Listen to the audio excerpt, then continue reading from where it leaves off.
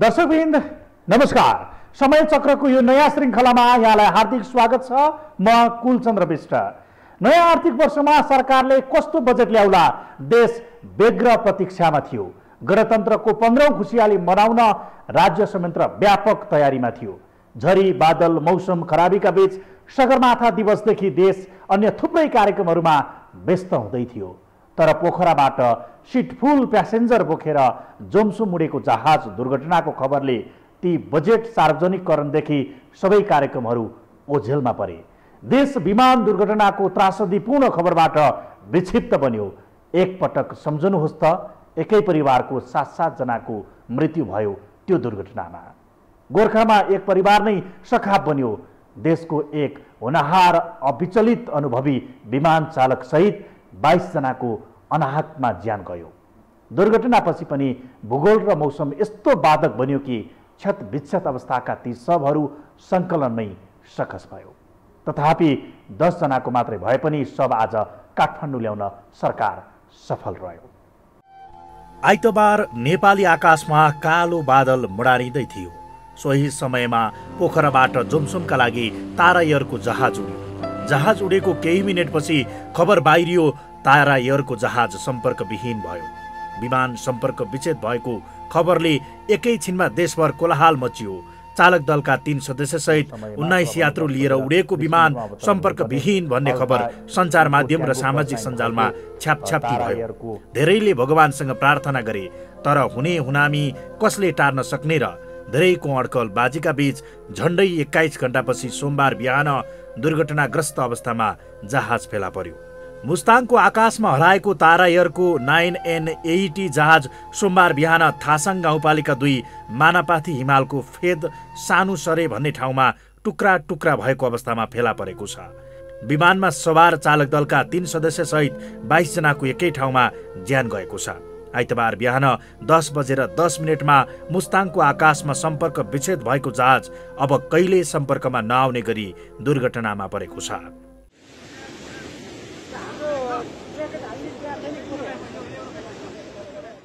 आइतबार जहाज सम्पर्कविहीन भएपछि निजी विमान कम्पनी र नेपाली सेनाले हेलिकप्टर मार्फत खोजी सुरु गरे। तर मौसम प्रतिकूलताका कारण सेनाको हेलिकप्टर पनि सम्भावित दुर्घटना भएको ठाउँमा पुग्न सकेन। आइतबार साँझसम्मको प्रयास सार्थक नभएपछि सोमबार बिहानबाट खोजी सुरु गर्ने गरी सुरक्षा संयन्त्रले थकाइ मार्यो। तर आइतबार जहाज दुर्घटनामा पर्नु अघि यार्सा गुम्बा टिप्न गएका स्थानीयले आकाशमा जहाज रन्थनिँदै बाक्लो कुहिरोभित्र छिरेको र पछि पड्किएको आवाज सुनेकाले अन्तत उनीहरूले नै दुर्घटनाग्रस्त अवस्थामा जहाज सोमबार बिहान फेला पारे। करिब 17 मिनटको यात्राका लागि तारा एयरको जहाज आइतबार बिहान 9:55 पोखराबाट जोमसुमका लागि उडेको थियो। जहाज पाइलट प्रभाकर घिमिरेले उडाएका थिए। घिमिरे पुराना र अनुभवी पाइलट हुन्। उनले 25 वर्षदेखि जहाज उडाइरहेका थिए। पोखरा जोमसुमको हवाई उडान रुटमा जहाजहरू पोखराबाट उडेपछि म्याग्दीको घोडेपानीसम्म पोखरा टावरको सम्पर्कमा रहन्छन्। घोडेपानीदेखि मुस्ताङको लेतेसम्मको आकाशमा उड्दा जहाजहरू पोखरा र जोमसुमको कुनै पनि टावरको सम्पर्कमा नरहने बताइन्छ। लेते नागिसकेपछि मुस्ताङको टुकुचेपछि जहाजहरू जोमसुम टावरको सम्पर्कमा जोडिन्छन्। आइतबार यही क्रमका बीच नजिकै पुग्न लाग्दा पाइलट प्रभाकरले जोमसुम टावरसँग कुरा गरेका थिए। जोमसुम विमानस्थलका एयर ट्राफिक कन्ट्रोलर पुष्कल शर्माले जहाज कमान्ड गरेका क्याप्टेन प्रभाकर घिमिरेसँग लेतेमाथिको आकाशबाट अन्तिम पटक कुरा गरेका थिए। जति बेला प्रभाकरले 12,500 फिटको उचाइमा जहाज उडाइरहेका थिए, त्यो बेला घिमिरेले जोमसुम क्षेत्रको हावाको गतिको विवरण मागेको र त्यसको केही मिनेटपछि नै सम्पर्क विच्छेद भएको उल्लेख छ। ताराभन्दा झन्डै 3 मिनेट अगाडि समिट एयरको जहाज जोमसुम विमानस्थलमा अवतरण भएको थियो, तर पछि आइरहेको तारा जहाजको एयर भने दुर्घटनामा पर्यो। विमान दुर्घटनामा क्याप्टेन प्रभाकर घिमिरेसहित को पाइलट उत्सव पोखरेल र एयर होस्टेज किस्मी थापाले पनि ज्यान गुमाइन्। दुर्घटनामा धनुषाको एकै परिवारका 7 र गोर्खाको एकै घरका 4 जनाको ज्यान गएको छ। विमान दुर्घटनामा 13 जना नेपाली मध्ये 7 जना धनुषाको मिथिला नगरपालिका 11 लोटाका हुन्। दुर्घटनामा अन्दाजी 42 वर्षीय राजन कुमार गोलेसहित उनका आफन्त परेका छन्। राजनका बुवा इन्द्रबहादुर गोले, आमा राममाया तामाङ, काका पुरुषोत्तम गोले, काकी तुलसादेवी तामाङ, मामा मक्करबहादुर तामाङ र माइजू सुकुमाया तामाङ गरी 7 जना एक परिवारका सदस्यले विमान दुर्घटनामा ज्यान गुमाएका हुन्। उनीहरू मुक्तिनाथ दर्शन गर्न जोमसुम उडेका थिए। त्यस्तै गोर्खाका एकै घरका 4 जना परेका छन्। मुक्तिनाथ घुम्न गएका शहीद लखन गाउँपालिका 5 3 मानेका 52 वर्षीय गणेश नारायण श्रेष्ठको परिवारका 4 जना जहाजमा परेको खबर पाएपछि गाउँले स्तब्ध छन्। श्रेष्ठ उनकी श्रीमती 48 वर्षीय रश्मि श्रेष्ठ र छोरीहरू 20 वर्षीय रविना श्रेष्ठ र 23 वर्षीय रोजिना श्रेष्ठ विमानमा सवार थिए। अध्ययनको सिलसिलामा अमेरिका रहेका छोरीहरू रविना र रोजिना नेपाल आएको बेला गणेश नारायणको परिवार मुक्तिनाथ घुम्न गएका थिए। त्यस्तै ज्यान गुमाउनेमा 2 जर्मन नागरिक र 4 भारतीय नागरिक छन्। जर्मन नागरिक उई विल्नर र मेहिक ग्रिडग्राफ र भारतीय नागरिक बान्देकर वैशवी, अशोक कुमार त्रिपाठी, धनुष त्रिपाठी र रितिका त्रिपाठीले ज्यान गुमाएका छन्। घटनास्थलमा पुगेको सेना र प्रहरीले शव सङ्कलन गरेका छन्।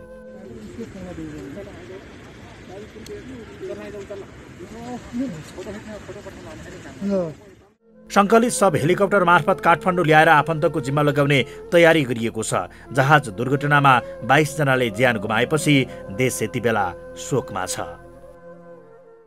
सडक दुर्घटना र हवाई दुर्घटना नेपालीले यसरी सहनु परिरहेको छ कि हरेक महिना जस्तो मानवीय जनधनको ठूलो क्षति भएको खबर सुन्नु परिरहेको छ। सडक दुर्घटनामा व्यापक लापरवाही देखिन्छ भने हवाई दुर्घटनामा मानवीय लापरवाहीदेखि मौसम भूगोलको चुनौती पनि। कारण जे भए पनि जनधनको क्षति भएको छ।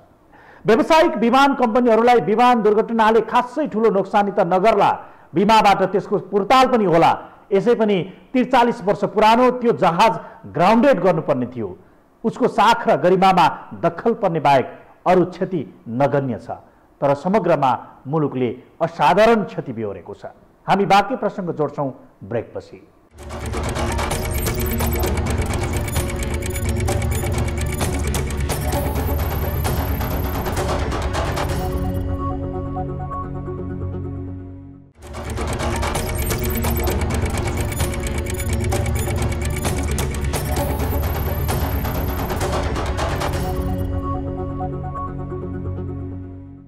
दुर्घटनामा परेका यात्रीहरू कुनै उपल्लो दर्जाका हाइफाईवाला जीवनमा रहेकाहरू थिएनन्।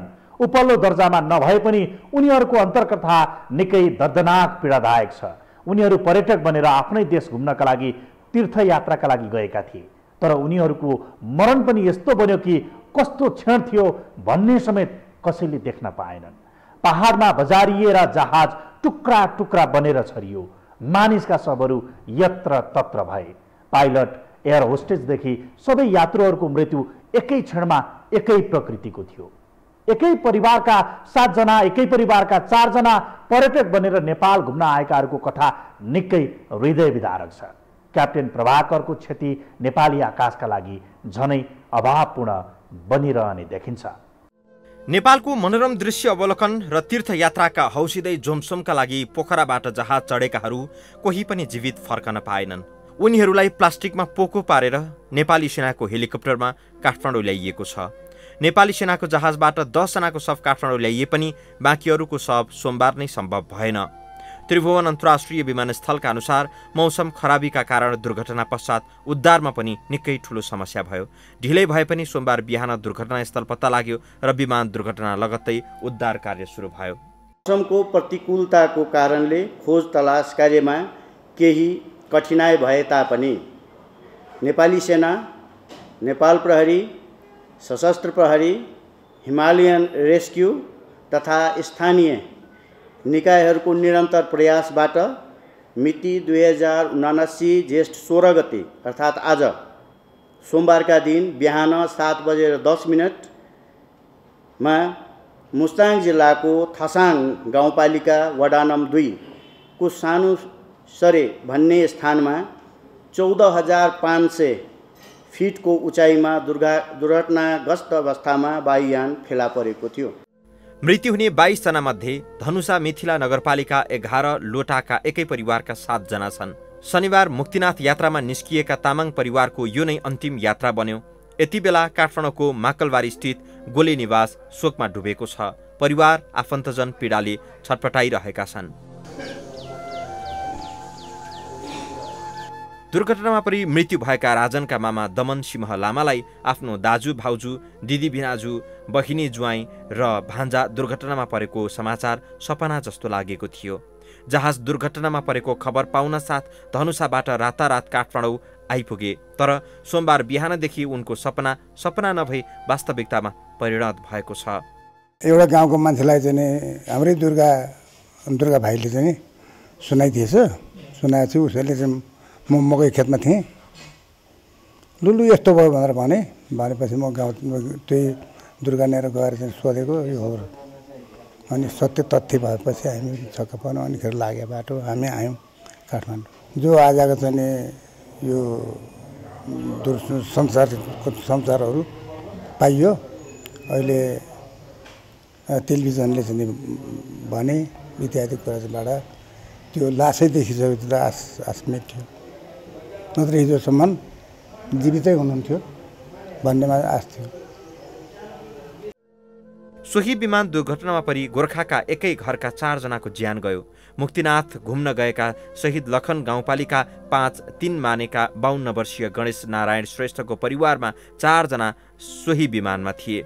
गणेश नारायण श्रेष्ठले श्रीमती रश्मि श्रेष्ठ र छोरीहरू रविना श्रेष्ठ, रोजिना श्रेष्ठलाई लिएर घुमफिरमा जुमसुमतर्फ निस्किएका थिए। अध्ययनको सिलसिलामा अमेरिका रहेका छोरीहरू रविना र रोजिना नेपाल आएको बेला गणेश नारायणको परिवार मुक्तिनाथ घुम्नका लागि जाँदै थिए। गणेश नारायणको 5 जनाको परिवार थियो। छोरीहरू नेपाल आए पनि अध्ययनको सिलसिलामा उनका छोरा रोशन श्रेष्ठ अमेरिकामै थिए। शोकले स्तब्धपछि उनी नेपाल फर्किरहेका छन्। तारा एयरको 9N-AET कलसाइन भएको जहाज उडाउँदै आफूसहित सबै अन्त्य भएका व्यक्ति हुन् क्याप्टेन प्रभाकर घिमिरे। तारा एयरका ट्विनटर उडान थालेको 1 दशक भयो। आन्तरिक हवाई उडानका लागि उनी यस्ता व्यक्ति हुन् जसले थुप्रै को पाइलटहरूलाई पारङ्गत बनाए। उनलाई गुरु मानेर हवाई जहाज उडाउनेहरू नेपालमा थुप्रै छन्। जहाँ नयाँ विमान बन्छ वा स्तरोन्नति गरिन्छ वा लामो समयपछि उडान गरिन्छ, त्यस्तो जोखिमयुक्त विमानस्थलहरूमा पनि परीक्षण उडान अर्थात् टेस्ट फ्लाइट गर्ने क्याप्टेनमा मानिन्छन् क्याप्टेन प्रभाकर घिमिरे। पहाडी भेगमा यसरी ट्विनटर र डोनियर जहाज चढ्ने यात्रुहरूले समेत प्रभाकरसँग उड्ने भनेपछि आफूलाई ढुक्कपनको महसुस गर्दथे। उडान भर्नुअघि र सकिसकेपछि उनी यात्रीहरूसँग पनि गफिन्थे। प्रभाकरको छुट्टै जबरजस्त उपस्थिति थियो पहाडी हवाई इलाकामा। तर उनी कहिल्यै नफर्किने गरी मुस्ताङबाट अस्ताएका छन्। त्यस कारणले अब के भयो होला कसो भयो होला भनेको अहिले त्यस विषयमा हामी बाहिर बसेर या इन्डस्ट्रीकै मान्छेले पनि एनालाइसिस गर्ने बेला अहिले होइन। किनभने हामीसँग त्यसको इनफ डेटा पनि छैन। यो के भएको भन्ने पनि थाहा छैन। सिभिल एभिएसनमा पनि काम गर्नुभएको र यत्रो वर्ष उहाँ फेरि यो स्टल एयरफिल्डमै उडिरहेको क्याप्टेन, एकदम सिनियर क्याप्टेन भएको हिसाबले चाहिँ अब दुर्घटना त भइसक्यो। तर कारण भन्ने कुरो चाहिँ अहिले हामीले कारण ठम्ब्याउने बेला पनि। क्याप्टेन प्रभाकरसँगै प्रशिक्षणमा सहायक भएर जहाज उडाउन पारङ्गत बनेका थिए उत्सव पोखरेल। उत्सवले अक्सर सबै पहाडी हवाई मैदानहरूमा जहाज अवतरण र उडान गरिसकेको अनुभव थियो। उनी चाहन्थे नेपालमा सबैभन्दा बढी आकाशमा उडेको रेकर्ड राख्नेछु। उनकै सिको गरेर उनको भाइ पनि पाइलट बन्ने तयारीमा थिए। तर जेठो छोराको त्यो दुर्घटनाबाट होस हवास उडेका उत्सवका बुबा मणिरामले कान्छो छोरालाई पाइलट नबनाउने सोच बनाएको खबरहरू आएका छन्। मुस्ताङ हवाई दुर्घटना नेपाली हवाई उडानमा एक कालो स्मरणको रूपमा रहेको छ। जहाज दुर्घटना बढी प्राथमिकतामा पर्दछ र विश्वले नै वास्ता गरिरहेको छ। नेपाली आकाशमा भएको यो पछिल्लो दुर्घटनाले फेरि एकपटक असुरक्षित नेपाली आकाशको भुमरीमा पारेको छ। मनाङको दुर्घटना, त्यसमाथि जुमसुम क्षेत्रमा भएको हवाई दुर्घटना खास पीडादायी यसकारण पनि छ कि यो पर्यटकीय हवाई रुट हो। यो हवाई मार्गबाट नेपाली र विदेशी पर्यटकहरू सरोवर, सरासर पोखरा, जुमसुम यात्रामा हुन्छन्। तर बारम्बार यही रूपमा हुने हवाई दुर्घटनाले सन्देश नराम्रो गएको छ। मानवीय क्षतिको पीडा त झनै बनिसाध्य छैन। हामी बाँकी प्रसङ्ग जोड्नेछौँ ब्रेकपछि।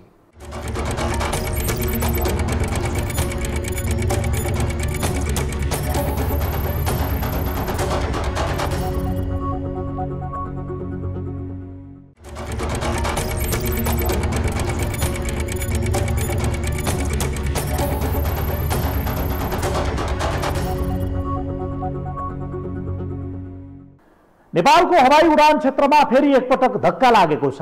नेपालका जहाज विश्व हवाई उडानका लागि र नेपाली आकाशमा प्रवेश गराउनका लागि ईयूले प्रतिबन्ध लगाएको छ। 9 वर्ष पहिले ब्ल्याकलिस्टमा परेको नेपाल अहिले पनि प्रतिबन्धित छ। नेपाली पक्षले ब्ल्याकलिस्टबाट हटाउन बेला बेला पहल गरेको देखिन्छ, तर युका पदाधिकारीले सकारात्मक सोच बनाउँदा नबनाउँदै नेपाली आकाशमा हवाई दुर्घटना भइहाल्छ। ठूलो जनधनको क्षति हुन्छ।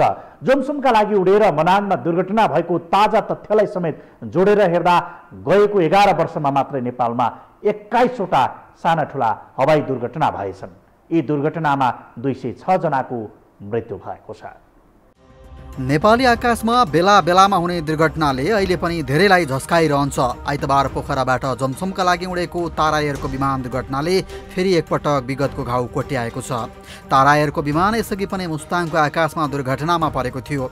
लामो समय पेसासँग अनुभव भएका काबिल विमान चालकहरूले उडान भर्दा पनि कहिलेकाहीँ दैवको लीला हार मान्नु परेको छ। ठुला ठुला विमान दुर्घटनामा सयौं नागरिकले ज्यान गुमाएका छन्। आइतबार पुनः एउटा त्यस्तै कार्यलाग्दो नियति दोहोरिएको छ। पोखरा जोमसोमको हवाई रुटमा यसअघि पनि पटक पटक विमान दुर्घटनामा परेका छन्। आखिर किन असुरक्षित छ नेपाली आकाश? होइन, नेपाली आकाश असुरक्षित कन्ट्री हो। हेर्नुहोस् है, डाँडा काँडाले भरिएको है, वेदर ड्रास्टिक चेन्ज भइरहेको हुन्छ। छिनछिनमा चाहिँ तपाईँहरू पनि पहाडतिर जानुभयो होला, त्यो ठाउँमा चाहिँ वेदर छिनछिनमा चेन्ज भइरहेको हुन्छ है। अब त्यो अवस्थाले हुनसक्छ। तपाईँहरूले विभिन्न चाहिँ छानबिन कमिटीहरूको प्रतिवेदन पनि पहिला चाहिँ योभन्दा अगाडिको चाहिँ सुन्नुभयो होला, पढ्नुभयो होला। त्यो छानबिन कमिटीले नै चाहिँ के कति कारणले भयो भने भनेकै छ। पोखरा जोमसोम हवाई रुटमा यसअघि पनि 4 वटा ठुला जहाज दुर्घटनामा परेका छन्। निकै त्रासदीपूर्ण देखिने उक्त खण्डमा 2056 सालमा जोमसोम रुटमै पर्ने म्याग्दीको नारच्याङमा लुम्बिनी एयरको विमान दुर्घटनामा पर्यो। सो दुर्घटनामा चालक दलका सदस्यसहित 18 जनाले ज्यान गुमाए। त्यस्तै 2059 साल भदौ 3 गते जोमसोमबाट पोखरा फर्किएको साङ्ग्रिला एयरको विमान पोखरामा दुर्घटनामा पर्यो। उक्त दुर्घटनामा पनि 18 जनाले ज्यान गुमाए। पोखरा जोमसोम रुटमा दुर्घटनाको सूची यतिमा मात्र सीमित छैन। 2069 साल जेठ 1 गते अग्नि एयरको विमान दुर्घटना हुँदा 15 जनाले ज्यान गुमाए। आजभन्दा झन्डै 7 वर्ष अघि 2072 साल फागुन 12 गते तारा एयरको विमान म्याग्दीमा दुर्घटनामा पर्यो, जसमा 23 जनाले ज्यान गुमाए। यो एउटै रुटमा चलेका विमान दुर्घटनाको तथ्याङ्क हो। देशभर भएका विमान दुर्घटनाको रेकर्ड हेर्ने हो भने अझ डरलाग्दो छ। संस्कृति, पर्यटन तथा नागरिक उड्डयन मन्त्रालयको तथ्याङ्क अनुसार नेपालमा पछिल्लो 76 वर्षमा 52 वटा भन्दा बढी जहाज तथा हेलिकप्टर दुर्घटनामा परेका छन्। यो अवधिमा नेपालमा भएका जहाज तथा हेलिकप्टर दुर्घटनामा 850 भन्दा बढीले ज्यान गुमाएका छन्। नेपालमा पहिलो पटक सन् 1976 मे 7 मा जहाज दुर्घटना भएको थियो। रोयल फोर्स एयरको जहाज दुर्घटना हुँदा मानवीय क्षति भने भएको थिएन। नेपालमा जहाज दुर्घटना हुँदा पहिलो पटक मानवीय क्षति भने सन् 1955 मा भयो। जति बेला कालिङ्गा एयरको जहाज दुर्घटना हुँदा 2 जनाको मृत्यु भएको थियो। त्यसयता वर्षेनी जस्तो लगातार विमान दुर्घटना भइरहेका छन्। 2063 सालमा सङ्खुवासभाको घुन्सामा सिरी एयरको हेलिकप्टर दुर्घटनामा पर्दा 24 जनाको मृत्यु भयो। मृत्यु हुनेमा वन तथा भू संरक्षण राज्य मन्त्री गोपाल राई, संरक्षणविद doctor Harka Gurung, doctor CB Gurung, Tirthaman Shakya लगायत थिए। त्यस्तै 2069 सालमा काठमाडौँबाट लुक्ला उडेको सीता एयरको विमान त्रिभुवन अन्तर्राष्ट्रिय विमानस्थल नजिकै मनोहरामा दुर्घटनाग्रस्त हुँदा विमानमा रहेका सबै 19 जनाको मृत्यु भयो। 2074 साल फागुनमा बङ्गलादेशबाट नेपाल आएको युएस बङ्गला एयरलाइन्सको विमान त्रिभुवन अन्तर्राष्ट्रिय विमानस्थलमा दुर्घटनाग्रस्त हुँदा 51 जनाको मृत्यु भयो। 2075 साल माघमा एयर डाइनेस्टीको हेलिकप्टर ताप्लेजुङमा पाथिभरा नजिकै दुर्घटनामा पर्दा तत्कालीन संस्कृति, पर्यटन तथा नागरिक उड्डयन मन्त्री रविन्द्र अधिकारी सहित 7 जनाको मृत्यु भयो। त्यही वर्ष 2075 साल चैतमा सोलुखुम्बुको लुक्ला विमानस्थलमा समिट एयरको एउटा विमान धावन मार्गको छेउमा रहेका 2वटा हेलिकप्टरमा गएर ठोकिँदा 2 प्रहरी सहित 3 जनाको मृत्यु भयो। नेपालमा आजसम्म भएका धेरै दुर्घटनालाई मौसम प्रतिकूलता भनेरै टार्ने गरिएको छ। उडानको समय जहाजमा देखिएको गडबडी र विमान चालकले सावधानी नअपनाउँदा दुर्घटनामा परेको भनेर प्रतिवेदन सार्वजनिक गर्ने गरिएको छ। तर न त दुर्घटनापछि आउने प्रतिवेदनलाई कार्यान्वयनमा ध्यान दिइने गरेको छ, न त जहाजको स्तरीयतामा नै कसैको चासो छ। दुर्घटनाको 2-4 दिन हल्लाखल्ला हुने, त्यसपछि प्रतिवेदनसँगै सामसुन हुने प्रवृत्ति आज पनि कायम छ। ईयूले नेपाललाई कालो सूचीबाट नहटाउनुको कारण भनेकै नेपाली जहाजहरूको उच्च दरको दुर्घटना र मानवीय क्षति हो। नेपाली आकाशलाई असुरक्षित मानिन्छ। यसको असर नेपालले पटक पटक भोगिरहेको छ।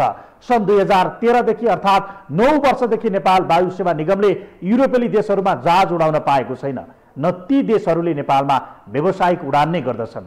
हरेक वर्ष जस्तो भइरहेको साना ठुला दुर्घटनाले नेपाली आकाश वास्तवमै असुरक्षित छ भन्ने तथ्यलाई पुष्टि गरिरहेको छ। पुरानो जहाज र प्रविधिमा नअपनाइएको संवेदनशीलता नेपालको सबैभन्दा ठूलो भूल हो। भूगोल र मौसम हाम्रो दुर्भाग्य हो, तथापि विमान चालकहरूको बहादुरीताले नेपाली आकाशमा जहाजहरू उडिरहेका छन्। हवस् त आजका लागि समय चक्र यति नै। समय चक्रका साथै यस टेलिभिजनका सम्पूर्ण समाचार बुलेटिन कार्यक्रम यो हो टेलिभिजन.com, यो हो खबर.com, युट्युब र फेसबुकमा पनि पढ्न र हेर्न सक्नुहुनेछ। मोबाइलमा यो हो टिभी एप डाउनलोड गरी हामीलाई प्रत्यक्ष हेर्न सक्नुहुनेछ। समय चक्रको आजको प्रस्तुति सकियो। अहिलेलाई बिदा दिनुहोस्। नमस्कार।